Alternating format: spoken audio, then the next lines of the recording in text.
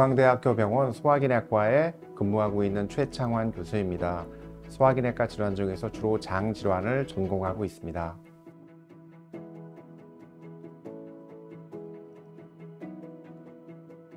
대장암 환자 수는 2020년 국가암 통계 기준에 따르면 약 29만 명 정도이고 전체 암 환자의 12.9% 정도를 차지하게 됩니다.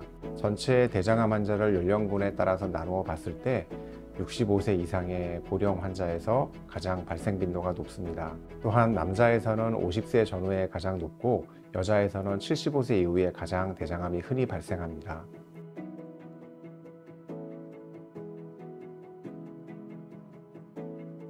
우리나라 전체 인구에서 대장암 환자의 유병률은 약 0.56% 정도로 알려져 있고요. 또한 대장암 환자의 5년 생존율은 약 74% 정도로 현재 알려져 있습니다.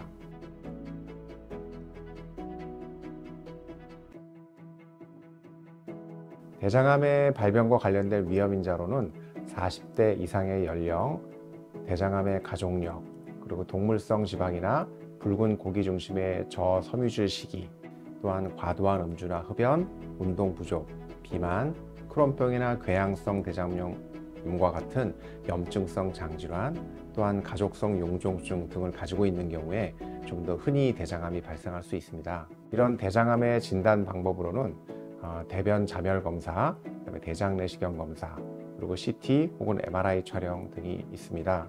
하지만 이 중에 가장 중요하고 정확한 검사가 대장 내시경 검사가 되겠습니다.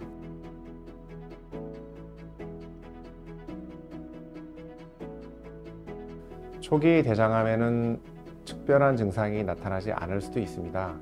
하지만 대장암이 진행하면서 여러 증상을 동반하게 되는데요. 좌측 대장에 발생하는 대장암의 경우에는 변비, 설사 등의 배변 습관 변화, 그리고 대변 굵기의 변화, 혈변 등이 발생할 수 있겠고요.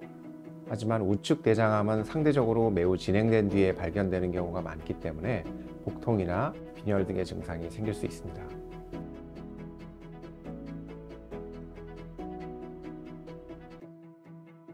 초기 대장암에서 점막에 국한된 영기 대장암의 경우에는 내시경 절제술을 시행할 수 있겠고요. 1기 점막 하층 이상 침범한 경우에는 대개 대장 절제 수술이 필요합니다.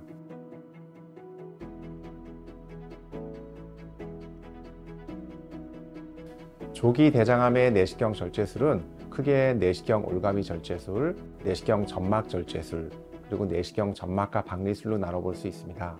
올가미 절제술은 전기가 통전되는 고온 올가미를 사용해서 종양을 절제하는 방법이고, 내시경 점막 절제술은 종양 아래에 점막 하층에 용액을 주입한 후에 역시 고온 올가미를 사용해서 종양을 절제하는 방법이 되겠습니다. 내시경 점막하 박리술은 점막 하층 용액 주입 후에 특수한 전기 나이프를 이용해서 점막을 절개하고 점막 하층을 박리해서 종양을 절제하는 그런 방법이 되겠습니다. 예상 소요 시간은 대개 올가미 절제술이나 내시경 점막 절제술의 경우에는 30에서 60분 정도, 하지만 내시경 점막과 박리술의 경우에는 대개 종양이 큰 대장암을 절제하는 경우가 많기 때문에 30분에서 길면은 2시간 이상 소요되기도 합니다.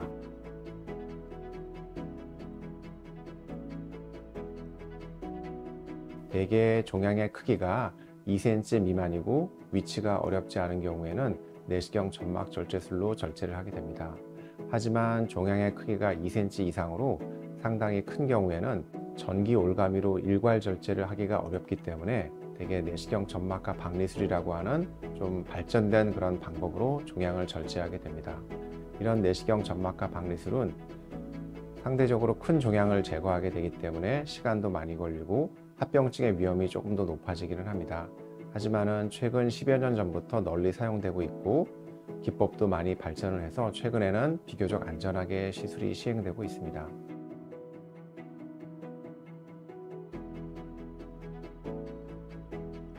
내시경 절제술은 비교적 간편하고 효과적인 대장암 치료 방법이 되겠고요. 영기 대장암의 경우에는 수술과 비교했을 때 치료 효과에는 전혀 차이가 없고요. 주요 합병증 발생률이 낮고 입원 기간이 짧아지고 또한 환자가 부담하는 의료 비용도 적은 편이라서 최근에는 널리 많이 시행되고 있습니다.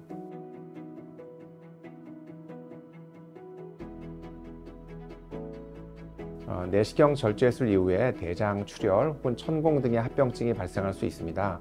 하지만 발생 빈도는 매우 낮고요. 또한 시술에 따른 인공궤양 발생으로 인해서 염증과 복통이 발생할 수 있습니다. 내시경 절제술 후 조직검사에서 최종적으로 영기암으로 확인되는 경우에는 추가적인 치료는 필요 없습니다. 하지만 5년까지는 재발 여부를 추적 관찰하게 되고요. 또한 최종 조직검사가 1기 점막하층 이상 침범한 것으로 확인되거나 또한 조직검사 결과에서 림프절 전이 위험이 있다고 판단되는 경우에는 림프절 박리를 포함하는 추가 절제술이 필요할 수 있습니다.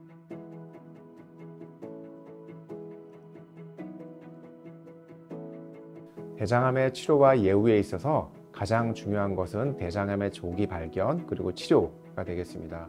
또한 그에 앞서 대장암의 예방이 중요하게 되겠습니다.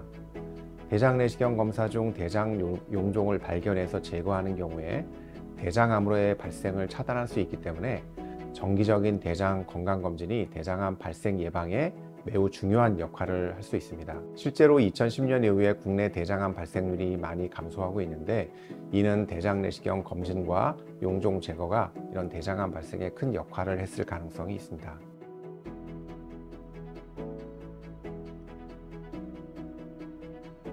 인구가 점차 고령화되고 있고 또한 서구화된 생활습관, 비만 등에 의해서 대장암 발생 위험이 점점 더 증가할 것으로 생각됩니다.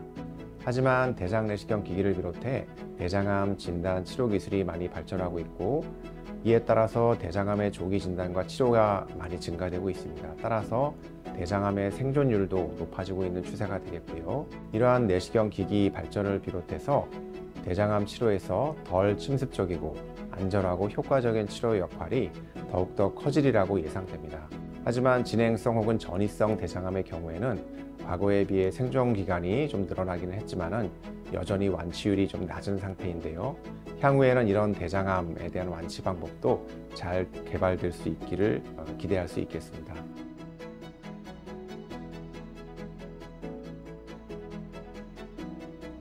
앞서 말씀드렸듯이 정기적인 대장 내시경 검사를 통해서 대장 용종을 조기에 발견하고 제거하는 것이 대장암 발생을 예방하고 이로 인한 사망률을 줄이는 데 매우 중요한 역할을 할 수 있습니다.